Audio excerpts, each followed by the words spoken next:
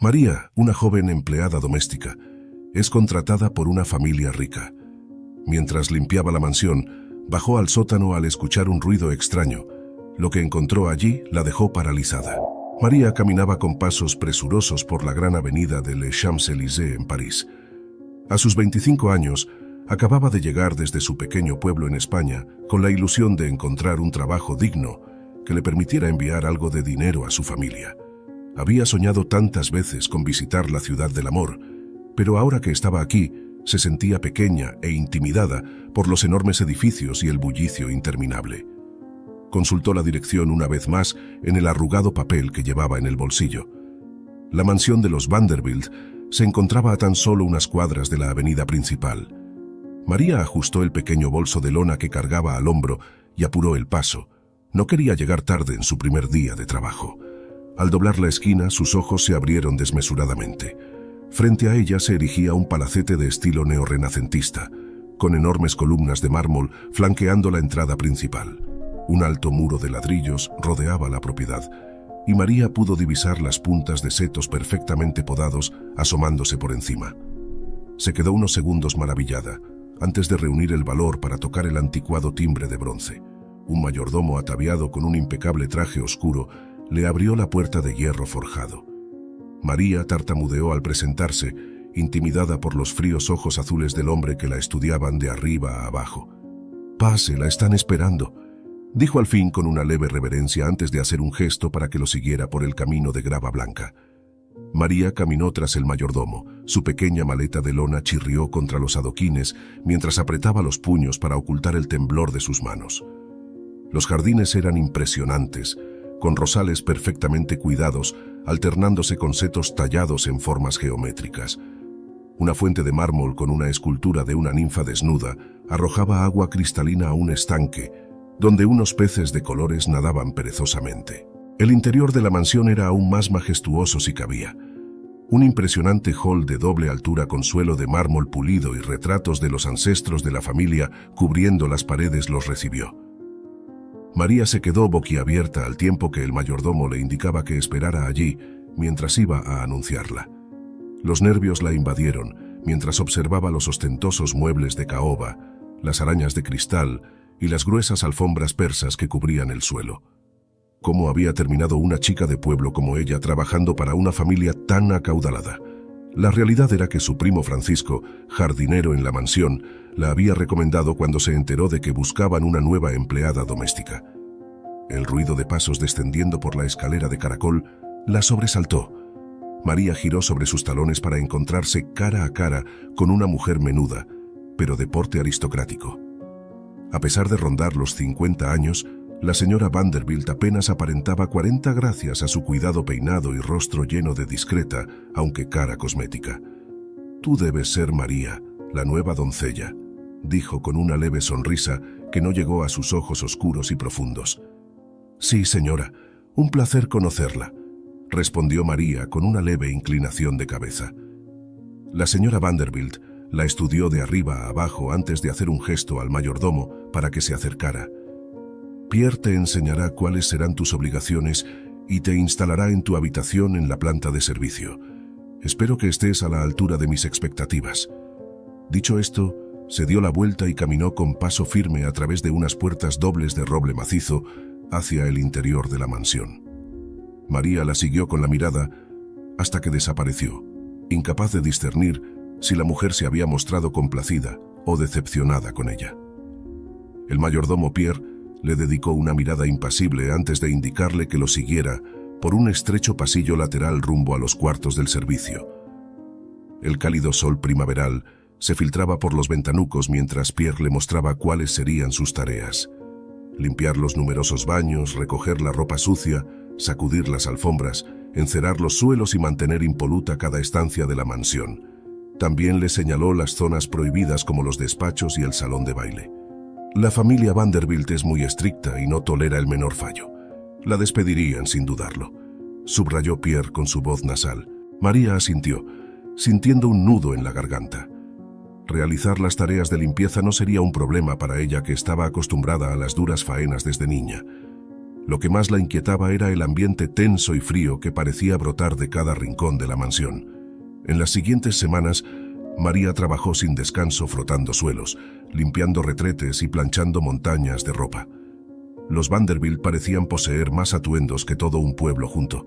Rápidamente aprendió que su primo Francisco le estaba haciendo un favor al recomendarla para el puesto de empleada doméstica en lugar de jardinera, ya que este último empleo era infinitamente más duro bajo el sol abrasador del verano parisino. No obstante, a María la aterraba cada vez que se cruzaba con algún miembro de la familia mientras realizaba sus labores. La mirada inquisitiva de la señora Vanderbilt parecía taladrarla, como si estuviera buscando el menor defecto en su trabajo que le sirviera de excusa para desacreditarla.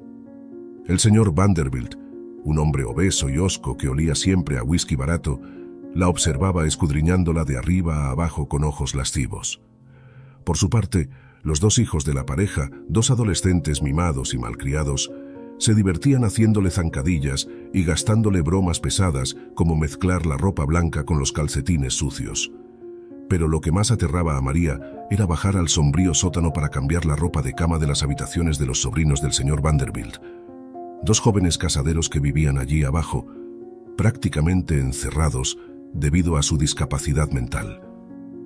María había intentado averiguar más sobre ellos, pero las otras empleadas eran herméticas y evitaban hablar del tema diciendo que era mejor no inmiscuirse en los asuntos de la familia. Una noche, después de 3 meses trabajando para ellos, María bajó al sótano una vez más para recoger la ropa sucia de las habitaciones de los sobrinos. Cargada con 2 enormes cestos de mimbre, avanzaba con dificultad por el estrecho pasillo de piedra cuando sus pies se enredaron con una sábana que alguien había dejado tirada en el suelo. La joven cayó de bruces, esparciendo la ropa sucia a su alrededor, mientras soltaba un quejido de dolor al golpearse la cadera contra el suelo. Tiró de la sábana con rabia para desenredarla, cuando un ruido captó su atención. Era como un golpeteo sordo y repetitivo que parecía provenir de un lateral del pasillo.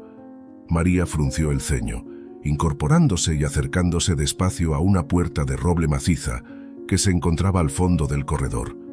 El golpeteo se hizo más fuerte hasta que pudo identificarlo claramente, como el sonido de un objeto chocando de forma sistemática contra la madera de la puerta. María se estremeció y dio un paso atrás cuando un gemido ahogado se unió a los golpes. Apretó los párpados, asustada, pensando que quizá fuera el ruido de alguna tubería o ratones en las paredes.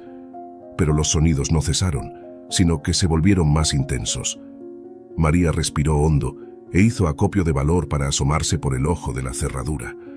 Lo que vio en el interior la dejó petrificada de horror. María permaneció inmóvil durante largos segundos, con un nudo en la garganta y el corazón latiéndole desaforadamente en el pecho. Parpadeó varias veces, intentando asimilar lo que acababa de vislumbrar al otro lado de la puerta. Dentro de aquel pequeño cuarto, apenas iluminado por una bombilla parpadeante, había 2 niños, un niño y una niña, que no pasarían de los 8 o 9 años. Ambos vestían harapos andrajosos y sucios, y sus cuerpecitos estaban terriblemente delgados, casi en los huesos.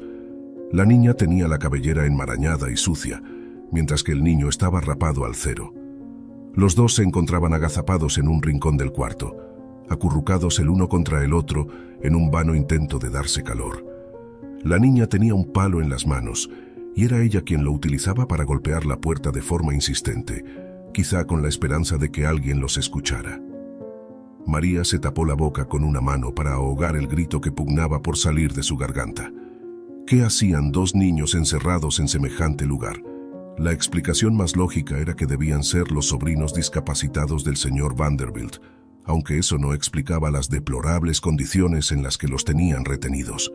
La joven empleada se apartó de la puerta, con el corazón latiéndole a 1000 por hora, mientras miles de pensamientos se agolpaban en su mente. Tenía que hacer algo. No podía dejar a esos pequeños ahí dentro sufriendo quién sabe qué clase de privaciones. Pero al mismo tiempo tenía miedo. Sabía que los Vanderbilt eran una familia poderosa y despiadada que no dudaría en despedirla si se entrometía demasiado.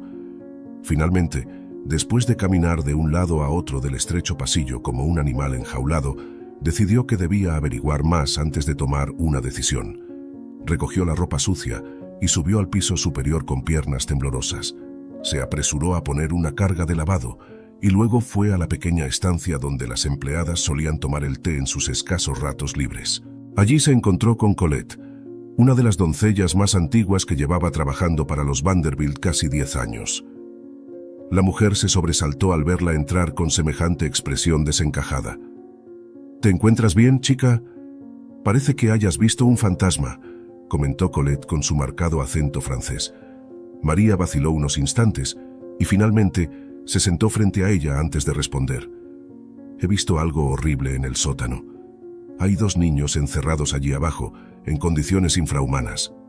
Colette abrió mucho los ojos y dejó escapar una exclamación ahogada antes de acercarse más a María. «¿Estás segura de lo que dices? ¿Cómo eran esos niños?» «Un niño y una niña, de unos 8 o 9 años. Estaban en un cuartito diminuto, hambrientos, sucios y medio desnudos. ¿Acaso son los sobrinos de los Vanderbilt?». Colette negó lentamente con la cabeza y se echó a temblar antes de responder con voz asustada. «No, no son los sobrinos. Los sobrinos del señor son adultos y tienen problemas mentales, pero viven en una zona separada del sótano con todas las comodidades. Esos niños, oh Dios mío, no puedo creer que la bruja de la señora Vanderbilt haya vuelto a las andadas». «¿Qué quieres decir?», la apremió María, tomándola de la mano con los ojos muy abiertos. Colette la miró fijamente antes de explicarse en voz baja. «Hace unos 10 años, antes de que yo empezara a trabajar aquí, hubo un escándalo tremendo en esta casa. Se descubrió que la señora Vanderbilt había estado secuestrando y encerrando a niños pequeños en el sótano, sometiéndolos a todo tipo de abusos y experimentos enfermizos. Esa mujer está mal de la cabeza. Comprada por las ideas racistas y la eugenesia, creía que podía crear una raza superior a base de maltratar a niños inferiores». María escuchó aquello horrorizada, resistiendo las náuseas que amenazaban con salir en forma de arcadas. Colette continuó en voz muy baja, mirando nerviosa hacia las puertas por si alguien entraba. «El caso fue un escándalo nacional. La policía encontró los cuerpos de 7 niños enterrados en el jardín de atrás, todos ellos asesinados mediante métodos brutales después de ser estudiados durante años por esa desquiciada mujer. Al señor Vanderbilt lo declararon cómplice por ocultar todo aquello. Estuvieron a punto de ser condenados a muerte, pero como eran ricos e influyentes, solo les cayeron 15 años de prisión. Aunque él murió en la cárcel, la señora Vanderbilt salió en libertad condicional hace un par de años. ¿Y crees que esos 2 niños que he visto también han sido secuestrados por ella?», preguntó María en un susurro aterrado. Colette asintió con gravedad. «Me temo que sí, todo apunta a ello. Esa mujer no ha cambiado en absoluto. Sigue con sus retorcidas ideas de superioridad racial y de crear una raza perfecta. Tenemos que hacer algo, avisar a la policía de inmediato antes de que vuelva a matar a esos pequeños». «Pero si lo hacemos, Colette, nos despedirán a las 2 y quizá hasta nos maten para silenciarnos. Los Vanderbilt tienen poder e influencias». Colette la interrumpió poniendo una mano sobre su brazo. «No podemos quedarnos de brazos cruzados, chica. Esos niños nos necesitan. No permitiré que esa loca siga jugando a ser Dios y sacrificando vidas inocentes. Si no actuamos nosotras para detenerla, sus muertes pesarán en nuestras conciencias de por vida». María tragó saliva y asintió lentamente, con una determinación férrea brillando en sus ojos. Había venido a París a trabajar duro y buscarse una vida mejor, pero nunca habría imaginado verse envuelta en semejante situación. Sin embargo, en su interior, algo le decía que rescatar a esos pequeños de las garras de sus captores sería lo correcto. «Está bien, avisaremos a la policía, pero tenemos que ser cautelosas e intentar sacar antes a esos niños de ahí para que puedan contar lo que les ha pasado». Colette sonrió débilmente y apretó su mano con fuerza. «Sabía que eras valiente, chica. Ten cuidado y cuida tus espaldas. Los Vanderbilt son implacables cuando alguien se interpone en sus asuntos». Las 2 mujeres acordaron un plan para rescatar a los niños de su encierro y ponerlos a salvo antes de contactar con la policía. Aunque corrían el riesgo de perder sus empleos, o incluso algo peor, eran plenamente conscientes de que no podían permitir que semejantes atrocidades siguieran cometiéndose bajo sus propias narices. Los días siguientes fueron una auténtica tortura para María. Continuaba realizando sus tareas de forma metódica y sin levantar sospecha alguna, aunque cada vez que se cruzaba con la señora Vanderbilt en los pasillos, un escalofrío de terror le recorría la espalda. La mujer era tan menuda y de aspecto inofensivo, pero en su mirada oscura parecía ocultarse una maldad infinita. Finalmente, Colette le hizo una señal una noche en que la familia había salido a cenar a un exclusivo restaurante. Era el momento de actuar. María respiró hondo y bajó al sótano con una pequeña linterna y una bolsa con provisiones que la propia Colette le había facilitado. Sus ojos relucieron con determinación cuando se plantó ante la maciza puerta de roble una vez más.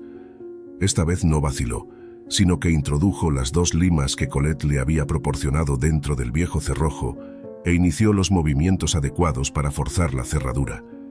Dentro del cuarto, los golpes contra la puerta cesaron de inmediato, como si los niños hubieran advertido que alguien estaba intentando abrirla desde fuera. María apretó los dientes mientras seguía trabajando con las limas, hasta que finalmente el cerrojo cedió con un crujido y la puerta se abrió de par en par. Una niña de no más de 8 años, delgada como un espárrago y con el cabello enmarañado, se hallaba encogida junto al rincón con los ojos muy abiertos. A su lado, un niño rapado de la misma edad tenía las piernas encogidas contra el pecho en una postura protectora. Ambos retrocedieron hasta chocar contra la pared al verla entrar, mirándola con una mezcla de miedo y desconcierto. «No teman, no les haré daño», susurró María con voz calmada. «He venido a ayudarles y a sacarles de aquí». La niña la miró desconfiada durante unos instantes, pero finalmente murmuró con voz ronca: «¿Nos vas a llevar con nuestra mamá?». El corazón de María se encogió dentro del pecho. ¿Cómo podría explicarles que quizá nunca volvieran a ver a sus familias? Decidió asentir para no asustarlos. «Sí, os llevaré a un sitio seguro lejos de aquí, pero primero tenemos que salir de este sótano sin hacer ruido. ¿Podréis caminar vosotros solos?». El niño asintió lentamente sin dejar de observarla con recelo, mientras que la niña intentó ponerse en pie, pero volvió a caer sentada después de dar un par de pasos vacilantes. «Está bien, yo os ayudaré», dijo María dejando el pequeño atillo de comida en el suelo. Se inclinó hacia la niña y la levantó en brazos sin esfuerzo. La pequeña pesaba poco más que una pluma. Luego le hizo una seña al niño para que la siguiera mientras salía del cuarto con la linterna, iluminando tenuemente el camino. Avanzaron despacio por el pasillo de piedra, aguzando el oído por si alguien se aproximaba. María guió al pequeño tomándole de la mano y su corazón latía desbocado, sudando a causa de los nervios y el esfuerzo combinado de llevar a la niña en brazos. Por un instante, María se preguntó si estaría haciendo lo correcto, pero al mirar los rostros famélicos de aquellas 2 criaturas inocentes, supo que haría cualquier cosa con tal de llevarlos a un lugar seguro, lejos de aquella casa de locos. Finalmente, salieron del sótano por una puerta lateral que daba a uno de los patios de servicio. Colette les esperaba junto a su coche con el motor ya encendido y dispuesta a conducirlos a un lugar apartado donde poder refugiarse hasta dar aviso a las autoridades. Las 2 mujeres intercambiaron una mirada elocuente, mientras María acomodaba a los niños agotados en el asiento trasero de la pequeña furgoneta. Una vez dentro, y dando un último vistazo a la oscura silueta de la mansión Vanderbilt, Colette arrancó y se alejaron a toda velocidad por las calles desiertas de París. El corazón de María latía aceleradamente, temiendo que en cualquier momento pudieran ser descubiertas y perseguidas. Pero en vez de pánico, lo que la embargaba era una profunda sensación de alivio al haber conseguido poner a salvo a aquellos 2 pequeños. Fuera lo que les aguardara ahora, al menos nunca más tendrían que regresar al oscuro sótano que había sido su celda durante tanto tiempo. La pequeña furgoneta avanzaba velozmente por las calles desiertas de París, alejándose a toda prisa de la lujosa mansión Vanderbilt. María iba sentada en la parte trasera, con la niña acurrucada en su regazo y el niño aferrado a su brazo con una fuerza sobrehumana para su menuda complexión. Colette conducía en tenso silencio, con la mirada fija en la carretera y las manos sudorosas aferradas al volante. De vez en cuando lanzaba miradas nerviosas por el retrovisor, temiendo que en cualquier momento apareciera un lujoso vehículo pisándoles los talones. «¿A dónde vamos?», se atrevió a preguntar María en voz baja después de varios minutos de incómodo mutismo. «A un pequeño apartamento que tengo en las afueras», respondió Colette sin apartar la vista del camino. Allí estaremos a salvo al menos durante unas horas, hasta que podamos avisar a la policía. María asintió en silencio y desvió su atención hacia los dos pequeños que la observaban con ojos desorbitados. El niño tenía el cuerpo tenso como una tabla y no dejaba de mirarla desconfiado, quizá temiendo que fueran a encerrarlos en otro lugar.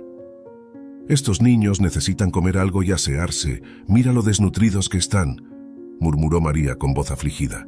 Colette hizo un gesto con la cabeza señalando la pequeña bolsa que había junto a los pies de María. Esta la abrió con manos temblorosas, descubriendo algunos alimentos básicos como pan, manzanas, queso y un poco de pollo frío, además de unas cuantas piezas de ropa limpia dobladas pulcramente. «Es lo único que he podido conseguir sin levantar sospechas», se disculpó Colette por encima del hombro. «Hay que alimentarlos despacio y con cosas livianas por ahora. No sabemos desde cuándo no comían algo decente». María asintió y rasgó un trozo de pan antes de ofrecérselo con cautela al niño. Este se encogió, apartándose con desconfianza. La joven española entonces se giró hacia la niña que la observaba hambriente y adelgazó los labios para soplar y enfriar el mendrugo antes de acercárselo a la boca. Los ojitos claros de la pequeña devoraron literalmente el pan apenas le hubo dado el primer mordisco. María sonrió y le frotó la cabeza con suavidad antes de arrancar otro pedazo y ofrecérselo también al niño, que esta vez lo aceptó con ansiedad. Colette miró por el retrovisor y esbozó una sonrisa triste al verlos devorar la comida como dos animalillos hambrientos. Aquel espectáculo le rompía el corazón, pero a la vez reforzaba su determinación de tomar medidas legales contra los Vanderbilt. Lo ocurrido allí era de una crueldad que iba más allá de lo perdonable. 3/4 de hora después, la furgoneta se detuvo en un angosto callejón sin salida del distrito Sentier. María tomó a ambos niños de la mano y los hizo descender con piernas temblorosas del vehículo, mientras Colette echaba el cierre de la verja tras ellos. Un estrecho pasillo entre dos edificios derruidos las condujo al patio trasero de una pequeña casa adosada. Colette rebuscó las llaves en su bolso antes de abrir con manos temblorosas la desvencijada puerta de madera que chirrió sobre sus bisagras oxidadas. En el interior reinaba un hedor acerrado y humedad, pero al menos el diminuto apartamento parecía seguro y confortable. María guió a los niños al cuartito de baño y les llenó la bañera oxidada con agua tibia para que pudieran asearse mientras Colette registraba los armarios en busca de algo de ropa limpia que ponerles después. Las dos mujeres quedaron horrorizadas cuando los pequeños se desnudaron, revelando las marcas de abusos y golpes que cubrían sus frágiles cuerpecitos. La niña tenía varios moratones y cicatrices de quemaduras, mientras que al niño le faltaban 2 uñas de los pies, como si se las hubieran arrancado. A María se le humedecieron los ojos al ver semejante espectáculo y tuvo que contener las náuseas que le provocaba su descubrimiento. Lentamente, fueron limpiando la mugre y los restos de excrementos que cubrían sus cuerpos, mientras ellos temblaban de frío y miedo, encogiéndose cada vez que las manos de las dos mujeres los tocaban. María habló con voz dulce e intentó tranquilizarlos mientras Colette procedía a cortar la maraña de pelo sucio que cubría la cabeza de la niña. Cuando estuvieron perfectamente limpios y vestidos con ropas humildes pero dignas, Colette les calentó un poco de caldo mientras María intentaba obtener algunos datos sobre ellos. «¿Cómo os llamáis? ¿De dónde sois?», inquirió con suavidad. El niño la miró con ojos desorbitados y permaneció obstinadamente callado, con los puños apretados y el cuerpo tenso. En cambio, la pequeña la observó con sus grandes ojos azules antes de responder con voz ronca por falta de uso. «Me llamo Sophie, no me acuerdo de dónde soy. Esa mujer mala nos llevó hace mucho tiempo». María tragó saliva y acarició la mejilla huesuda y pálida de la niña antes de preguntar: «¿Recuerdas si tienes padres? ¿Familia?». Los ojitos azules de Sophie se llenaron de lágrimas y negó con la cabeza en un gesto que a María le partió el alma. «No lo sé. Yo solo recuerdo a esa mujer mala y el cuarto oscuro donde nos tenía, y a veces venían hombres con batas blancas y hacían cosas malas». La joven española apretó los puños con rabia al intuir lo que aquellas palabras significaban.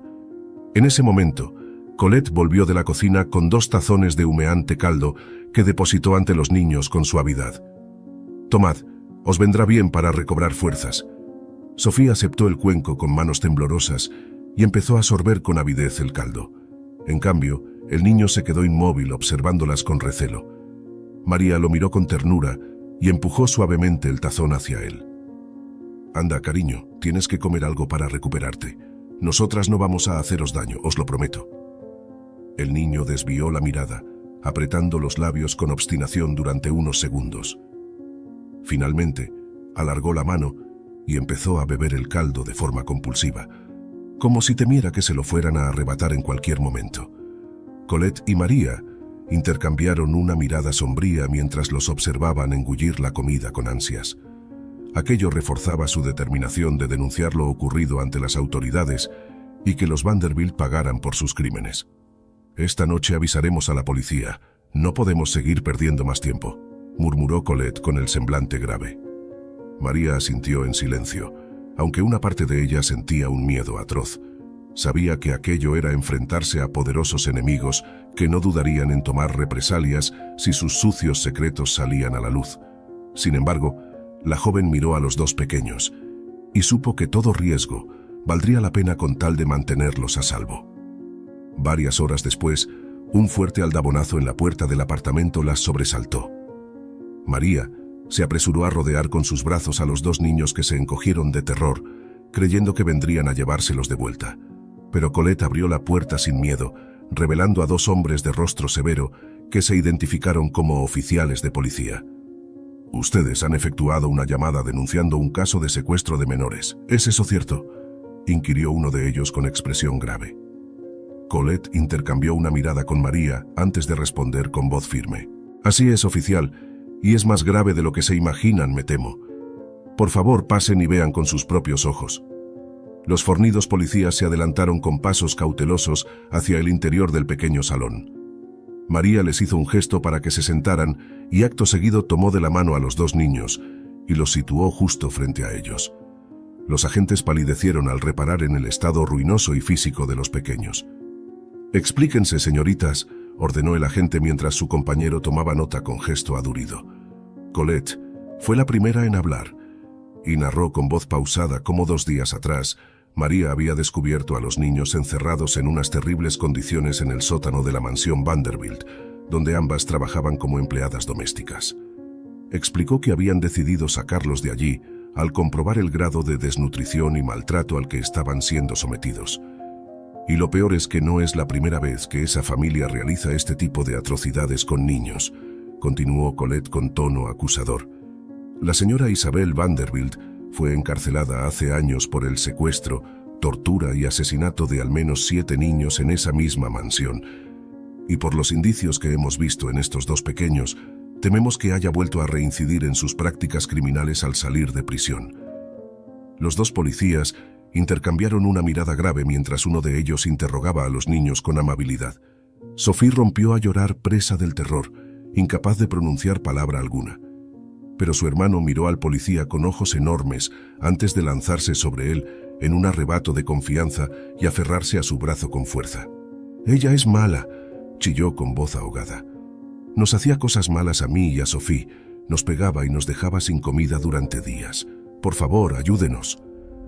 El policía palideció de horror e intercambió una mirada con su compañero mientras Colette asentía con gravedad. María, por su parte, rodeó con sus brazos a Sophie, que no dejaba de llorar y temblar como una hoja. Los agentes no tardaron en tomar cartas en el asunto. Uno se quedó custodiando a los niños, mientras el otro partía con una pequeña comitiva de efectivos para registrar a fondo la mansión Vanderbilt en busca de pruebas. Pasaron largas horas sin que María ni Colette recibieran noticias sobre lo ocurrido.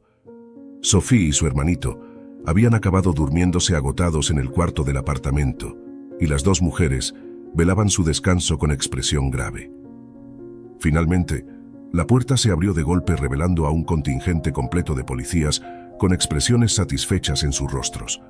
Uno de ellos se adelantó sacando una grabadora y se dirigió a ellas con tono serio. «Señoritas, las felicito. Gracias a sus testimonios y al de los niños, hemos conseguido pruebas suficientes para detener a los señores Vanderbilt e incriminarlos». Colette ahogó una exclamación con las manos y María sonrió con lágrimas en los ojos mientras el agente continuaba su relato. Al parecer, Los efectivos habían estado todo ese tiempo realizando un minucioso registro de la mansión. En el sótano habían encontrado varios cuartos idénticos al que albergaba a los dos niños, incluidos retazos de ropa, cabello y rastros de sangre que confirmaban el paso de otros cautivos por esas celdas. Las paredes también exhibían rastros de cadenas, evidenciando las condiciones infrahumanas en las que los mantenían retenidos.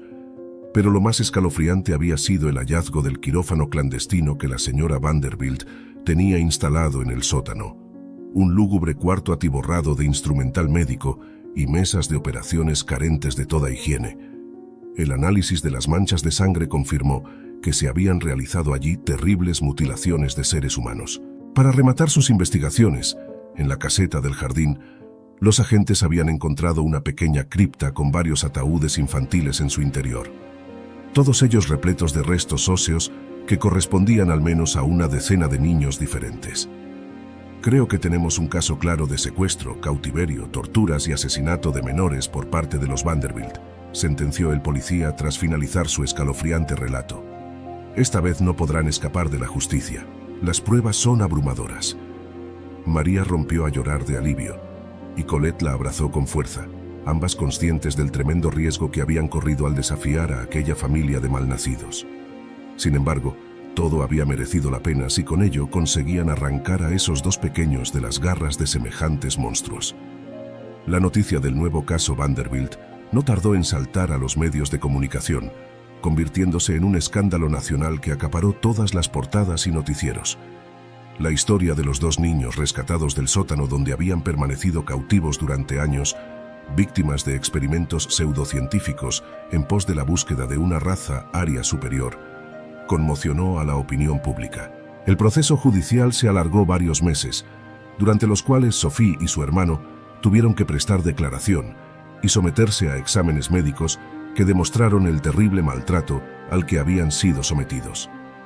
A pesar de los intentos de los abogados por restarle importancia al asunto, la contundencia de las pruebas presentadas por la Fiscalía fue demoledora. Finalmente, el señor Charles Vanderbilt fue declarado cómplice necesario y condenado a cadena perpetua por crímenes contra la humanidad al permitir y encubrir los retorcidos experimentos de su esposa. A la propia señora Isabel Vanderbilt se le declaró enajenada mental y culpable de asesinato en primer grado de 13 menores de edad, con las terribles agravantes de alevosía, ensañamiento y motivación racista y eugénica. La anciana mujer fue condenada a la pena capital, ejecutándose la sentencia mediante inyección letal poco tiempo después. En cuanto a Colette y María, ambas recibieron sendas condecoraciones y una sustanciosa recompensa económica por su valentía y papel clave para desenmascarar los crímenes